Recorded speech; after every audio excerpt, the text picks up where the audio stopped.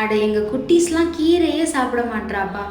சரி கீரை தான் சாப்பிட மாட்றான்னு பருப்பு கொடுத்தா பருப்பு சுத்தமாக எடுத்துக்க மாட்றா. இதெல்லாம் எப்படி சேர்த்து கொடுக்குறதுனே எங்களுக்கு தெரில அப்படின்னு யோசிச்சுட்டு இருக்கீங்களா? அதுக்கு தான் நான் ஒரு ரெசிபி கொண்டு வந்திருக்கேன். ஏன்னா நானும் ஒரு அம்மா தானே, நானும் ட்ரை பண்ணி பார்த்துருக்கேன். அதனால தான் உங்ககிட்ட சொல்கிறேன். இதை நீங்கள் தோசைக்கு கொடுக்கலாம், மினி இட்லிஸ் ஊற்றி நெய் ஊற்றி கொடுக்கலாம், அப்படி இல்லைன்னா சாதத்தில் போட்டு பரட்டி கொடுக்கலாம். லஞ்ச் பாக்ஸுக்கெலாம் ஒரு சூப்பரான ரெசிபிங்க.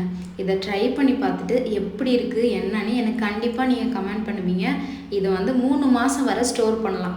என்னென்ன பொருள் சேர்க்கணுன்ட்டு நான் ஃபர்ஸ்ட் கமெண்ட்டில் பின் பண்ணியிருக்கேன், அதை செக் பண்ணி பாருங்கள்.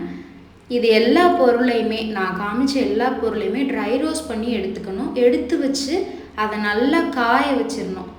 இது வந்து பிரெயின் டெவலப்மெண்ட்டுக்கெலாம் அவ்வளோ நல்லது. அதோட சூடு போனதுக்கு அப்புறம் மிக்ஸி ஜாரில் போட்டுட்டு கொஞ்சம் உப்பு கொஞ்சம் பெருங்காயத்தூள் போட்டு நல்லா கொரகொரப்பாக அரைச்சி எடுத்துக்கணும். நான் கொஞ்சம் நைஸாக அரைச்சிக்கிட்டேன். அரைச்சி எடுத்துட்டு நீங்கள் அந்த ஸ்மெல்லை மோந்து பார்த்தாலே பசிக்குங்க.